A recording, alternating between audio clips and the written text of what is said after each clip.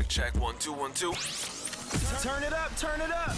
Welcome to the Foreclosure Deals Coach podcast. The tides are turning, the time is now. Your home for the mindset, methodology, and tools needed to invest in foreclosures. Don't you dare buy a house, buy a deal. You need to get into this right now. Right now, yeah. And now your host, the Foreclosure Deals Coach, Donny Corum.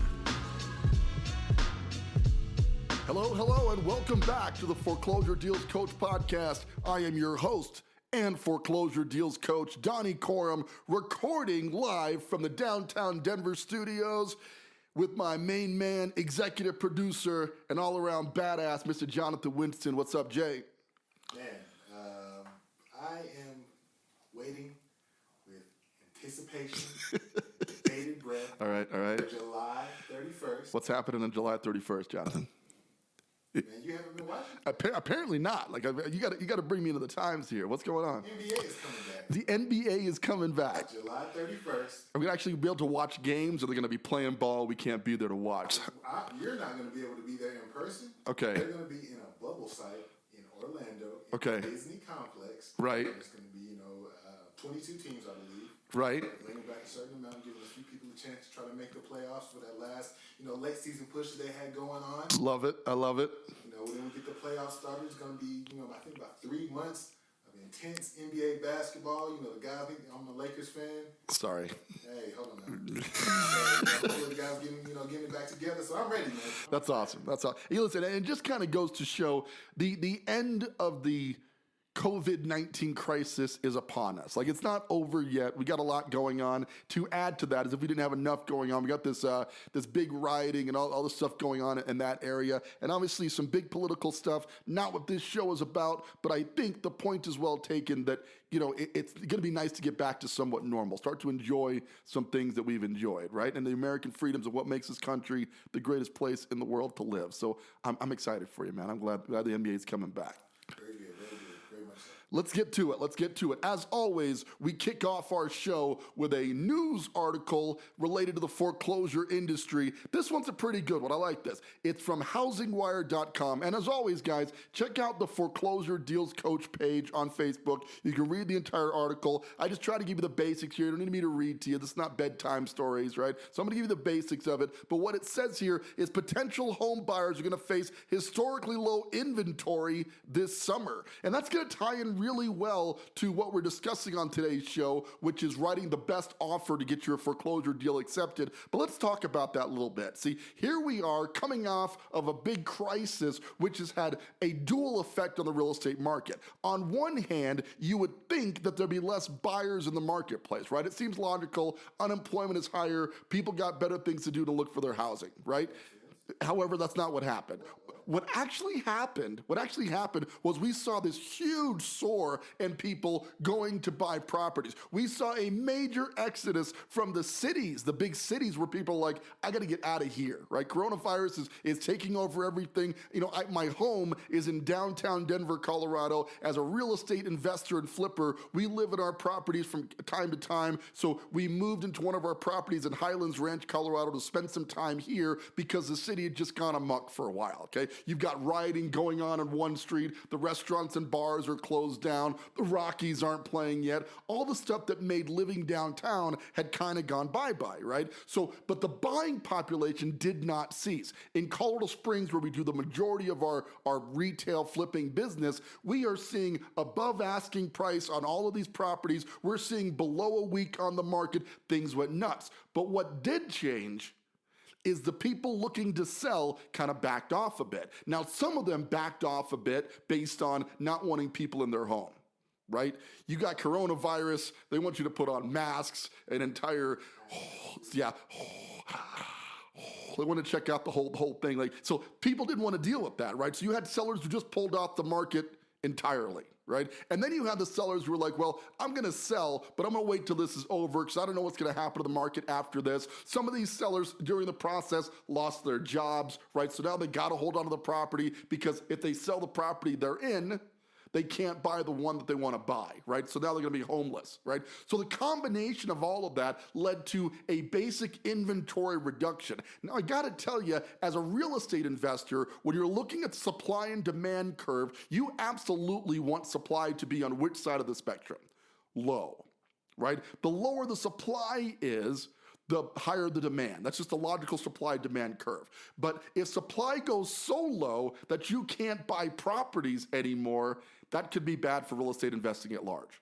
Does that make sense? So here we are, and they're saying that during this summer, we're going to see a record lull in inventory. People are just not going to list, they're not going to sell. You know, when the market goes in instability, one thing you can count on with all markets is during time of instability, you'll have pullback, right? Meaning the market will wait and react later. And as a result of that, we're seeing that right now in the real estate market. We are seeing that pullback in the marketplace. Less inventory is available. If you are a buyer in the market today, you are finding yourself with much less stuff to pick from. You're in a situation where you might have to settle a bit. And most certainly, in times of reduced supply, you're going to have to also have an increase in price, right? Supply goes down, demand goes up. Net effect increase of price, okay? So getting into the meat and potatoes of the show, and check out this article because really fascinating stuff on the dynamics that go into an inventory shortage. But what we're talking about today is how to write offers that have a higher probability of getting selected during in a foreclosure marketplace, okay? Because there's two types of buyers out there. There's General Joe Schmo, I want to buy a house for me and my family, right? Who goes out there and he submits an offer. Now, what is part of a normal offer? Well, obviously the price. You want to put in how much you're going to purchase the property for, okay? And now Joe Schmo is looking at the list price of the property and he's going, well, you know, this thing needs a little bit of work. You're asking $300. He tells his agent, you know, who's not really tracking inventory, but should be, that most I'm going to pay for this property is $290. Okay? And then he adds a bunch of other stipulations in the contract known as contract amendments. Okay? The biggest one of those stipulations are the dates and deadlines. So when I don't want to bore you with contract details, but when you first open up a contract, you're going to notice there's a whole bunch of dates: title objection date, inspection objection, seller's property disclosure, a long list of stuff. And these are all dates and deadlines that have to be fulfilled in order for the contract to stay in place. Okay, so when you have a normal retail buyer with a normal retail offer, the reason why all these dates and deadlines were put in there was for normal retail consumers. But obviously, you are a listener to the Foreclosure Deals Coach podcast, so you're anything but a normal retail buyer. So we're going to go over today how to write offers with your agent. Or if you don't have an agent, I want you to reach out, foreclosuredealscoach.com. We'll hook you up with a foreclosure-trained agent right there in your local area, okay? And we're going to help you to write offers that have a much higher probability of being accepted. Often, I've been told by agents I've done business with for years and years and bought lots of properties with that I was not, in fact, the highest offer they received, but they selected my offer anyway because it was the best offer they received. Now think about that. Think about, in a bidding war capitalist system, being able to write an offer that's less than the most money the bank could have taken for that house and still getting that offer selected. How is that possible? Why would they take a lower priced offer, a lower net, over an offer? What would make them want to do that? Because you think they're driven purely by money, right? That would make sense. I would probably not take a lower offer in most cases. And I think most people wouldn't. The reality is when you're looking at an offer from the standpoint of a bank is the very definition, and banks own the foreclosures. That's why this is a Foreclosure Deals Coach. So you're generally talking to an agent on the listing side who represents the bank, okay? And that agent wants to get paid. That may come as a shock to you, but agents are generally driven by money. Yeah, that actually doesn't come to as a shock. Me either, right? So here we are, knowing the agent wants to get paid. He now has to take this offer to the bank and go, this guy wants to buy the house, and in a competitive bidding situation like we have with this low inventory market, this other guy wants to buy the house too. Which offer do you guys want to take, Mr. Bank Seller or Mrs. Bank Seller? So I don't turn into a big, you're sexist show. I don't want that today. It could be either. All lives matter. Right? We just head down that road now. No. Too soon? No. We're not heading down that road. No. Okay. Okay. Everybody is cool. You're right. Here we go. This is how it gets started. This is exactly how it gets started. All right, let's get back on the bank thing before this spirals out of control. All right. So the bank is, you get these offers presented to the bank, and the bank's looking at both offers, and one of them, again, we're going back to this $300,000 listed house. Okay, one of them is at $290,000. It's from a retail buyer, right, who's got an inspection objection deadline. He's got a seller property disclosure deadline. By the way, foreclosures don't usually include a seller property disclosure. Seller property disclosure is the document that says, this is what's wrong with the property to the best of my knowledge based on the fact that I lived there. Well, banks didn't live there, so they can't sign the seller property disclosure. Does that make sense? So you putting in that deadline is one tip right there that I'm going to give you, but we're going to go step by step on how to write an offer that has a higher probability of getting selected. So offer number one is typical retail, all the dates and deadlines, all the typical stuff that goes into an offer, and they look at that as an agent and they go, I mean, it's a great offer. The guy's got solid financing, but all of these deadlines lead into areas where they could back out of the deal.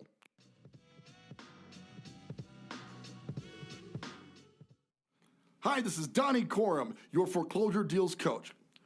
One of the things we talk about on the show is the importance of great foreclosure data in helping you to find a great deal on a foreclosure property. But where do you find this data? You're certainly not going to find it on Realtor.com. You can't get it on your local MLS. So we have partnered with data provider Foreclosures.com to get you the latest and greatest in foreclosure listings right there in your local market. These properties are not hit the market in most cases, and when they have been foreclosed, gives you easy access to find out more detail so you can get the best deal on a foreclosure property. Getting started is super easy. Head on out to foreclosuredealscoach.com and click on the link labeled foreclosure list. Enter your zip code for a free 7-day trial of the best foreclosure listing data available in your local market. These properties are not even on the market yet, so you can get a jump on them and get a great deal. Once again, this is Donny Corum, your foreclosure deals coach. We'll look forward to seeing you there.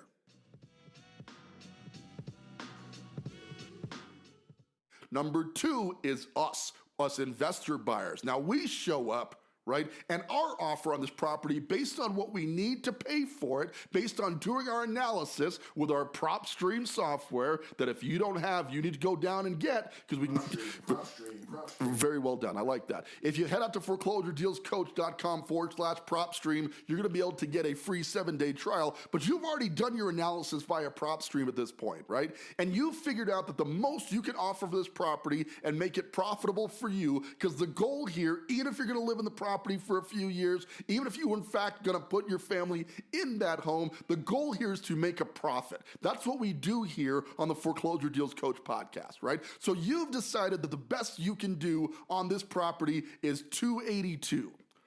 Okay. However, because you've listened to this show, you've also done a couple things in this contract to make it a lot cleaner. Number one, you've written it well. And this goes kind of without saying, but I got to tell you, the average real estate agent has been in the business now for 3 to 5 years on average. Okay. They have not seen a foreclosure crisis like the one that I'm predicting is about to happen right now. So they've been writing offers, and, for lack of better terms, a little bit shoddily for a long time. So you're going to make sure, and this seems kind of obvious, right? But your name is spelled right. The address is spelled right. Most contracts require a property description. The legal description of the property has got to be correct. All the stuff that makes it legal is done correctly. And it seems obvious, but I got to tell you, a lot of people overlook that. So please take the time to dot your I's and cross your T's, because that is going to add to the professionalism of the offer when it's presented to the bank, is definitely going to factor in. Number two, the dates and deadlines are missing or labeled not applicable. See, when you're buying a property as an investor, you're not so much worried if title comes back. Here's the thing. As a foreclosure goes, they've pretty much cleaned all the liens off of the property anyway. You're definitely going to get title insurance, but you're not pushing as much for a title objection deadline. You're going to do the research on the title, but you're going to make it either a very tight deadline or none at all, because you believe the title is going to be just fine. Okay, you're generally not doing a full loan objection deadline because your property has already been financed in other ways. Now, I have to caveat this with, if you're doing normal retail financing, you're getting a normal conventional loan, then you want to keep the normal conventional loan deadlines. Make sure you're not losing your earnest money, because that's the trade-off here. These contracts that we're writing are more aggressive, but they're also by design more risky. And I'm doing air quotes when I say risky, because we do this all the time and we don't feel like it's risky because we've got control of the situation. We're trying to get the offer selected. That's the goal in this process, okay? But my point in sharing this with you is you want to minimize the dates and deadlines. You want to do everything much tighter. If your market generally allows for a 7 to 10 day inspection objection deadline, then you want to get it done in 3, right? Because you're telling the bank that I'm very serious about buying this property, right? And as such, I'm not going to try to do an inspection and back out. Now, does that mean you're not going to do an inspection and find a very serious issue with the property and have to back out? Sure, happens all the time. But our goal is to get under contract so we can proceed from there, not to get beat out by our retail competitors. Does that make sense? So the game is about winning, and everything about this is winning. But if you're looking to win your offer, you want to come in. Note I haven't mentioned price yet, but note that the retail guy came in at $290. If your offer is written well, with a minimal amount of dates and deadlines, a solid pre-qualification letter showing you have the funds to purchase this property, pre-qualified, aka pre-approved, the stronger you can make that lender letter, the more higher probability you have of getting that offer selected. So a couple of warnings, and I hate to be mean if you're an employee or you work for them, but the big retail loan companies like the Quicken Loans and USAA and some of the bigger companies, I can tell you right now that's a red flag for me as a retail seller when I'm selling my property, and it's a huge red flag for a bank trying to accept the property. So my advice is get pre-approved with a local lender that can close on this deal within a reasonable amount of time. And that brings us to the next thing, the closing date. See, the average retail closing is generally 30 to 45 days. People think foreclosures take longer to close. That's sort of a hash-mish between short sales and foreclosures. The reality is I've closed foreclosures in 3 days from the date we went under contract. It can be done if your title work is spot on and the bank is on their game. And let me assure you, if you're the guy who can close faster than your retail counterpart who has to do a full VA appraisal, it's going to take a while, has got to do an inspection, it's going to take 7 to 10 days to do that, and then wants 45 days to close, that's yet another way where you can win an offer, even though in the scenario we're using, the other guy came in at $290 and you come in at $282 and you still successfully get the property because your offer was stronger with less dates and deadlines or tighter dates and deadlines, a stronger pre-approval, and just taking the time to do the proper administrative work on the contract. Right? It seems like a no-brainer here, guys, but the thing about this is especially in a low inventory market where we're heading right now, competitive bids are going to become everything. You being able to win against other retail consumers who are going to bid this property maybe even over asking price becomes crucial. And that brings me to our pricing strategy a little bit on the contract, because in the example I used, we went below asking price, right? Which seems like what you want to do. The cheaper you get the property, the more money you're going to make on the deal, right? Right. But what if you don't get the property? We can't have that. See what I'm saying? So a lot of times you've got to evaluate, on the example of $300,000 house, what if the retail price on that property in fixed up condition, also known as after repaired value or ARV, what if it's $360? Can you now afford to go over asking price? Yeah, you got a little bit more spread. You've got more margin there. Play that into mind instead of using the asking price and trying to get below. I'm not going to kid you, man. I try to get every property I can as cheap as I can, but in a competitive market like the one we're in right now, I can assure you, you're going to find yourself, just this week, I went $5,000 over asking price on a property for a client because that's what it took to get it. But we got it, and that's what's important. Okay, so don't get so hell-bent on the price that you have to come in below. Sometimes your pricing strategy needs to be based on the after-repaired value, and if you've got plenty of spread between what you're buying it at and what you're hoping to sell it at, either in the immediate term, meaning you're gonna fix and flip it, get it fixed up, get it back on the market, or the long term, you're looking at a $50,000, $60,000 spread, you may have to give some of that spread back to the bank in order to secure that deal. That's a whole hell of a lot better than not getting the deal at all.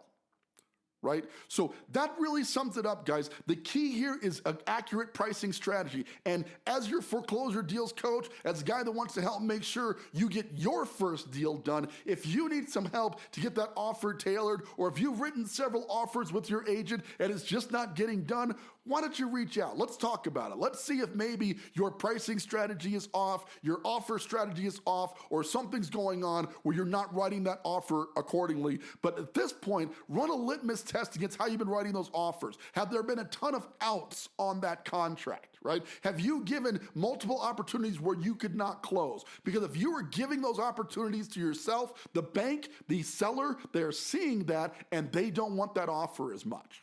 Right? So make your offer strong. You won't always have to be the highest offer to win. You might just be the best offer, and the best offer is going to win each and every single time. This is all about strategy, guys, and when we're coaching here, we're helping people to develop a strategy that allows you to flip on a consistent basis if that's your goal. It allows you to build a rental empire over the years if that's your goal, and it may just allow you to buy the dream foreclosure for you and your family, starting yourself off with a ton of equity instead of a ton of debt on your first or subsequent home purchase. That's what this is all about, but you got to learn to win, and to win, you got to write the right offers, you got to do that part right, and we can certainly help you with that, but hopefully this helped you out just a little bit. All right, so let's wrap it up with that. Guys, so much going on in this space, and I have to say, I know I say it all the time, but I want to mention again, I got to thank you guys from the bottom of my heart for the listenership to the show. It has been incredible how fast it has grown. You know, you read about podcasts and how long it takes to build an organic following, and here we are, 5,000 downloads in, just less than a year on the air, right? And already we got 5,000 people listening to the show. That's an incredible feeling that you guys are out there enjoying what we're doing here. We're starting to get a lot of questions, sometimes more questions than we can actually answer. So I apologize for that. We are building on that and trying to get more momentum so we can answer each and every one of your questions. And of course, there's been a ton of questions about the coaching product that is coming soon. Okay, we have a couple of students in there, but we are making sure that the coaching product we're going to offer to you, our wonderful listeners of the Foreclosure Deals Coach podcast, is spot on, is going to help you to do at least your first deal here in the foreclosure marketplace. And until we're 100% certain, we're still kind of pre-launch right now, and we are offering some pre-launch benefits because of that. So reach out if you're super interested in coaching. We can definitely get you hooked up with that. All right, that's all I've got for you today. I really appreciate you tuning in. It's an incredible market. It's a great time to go out there. Listen, inventory is scarce, but if you're writing the right offer, you're not going to notice at all. You're going to be able to steal some incredible opportunities out there, pick up some equity, secure some rentals, and build your financial future through foreclosure investing. With that, this is Donny Corum, your foreclosure deals coach, reminding you today and always, don't buy a house, buy a deal. Want more of the Foreclosure Deals Coach? Like our Facebook page, Foreclosure Deals Coach, for the latest in real estate and foreclosure investing. Become a part of our community. Search Foreclosure Deals Coach on Facebook to join today.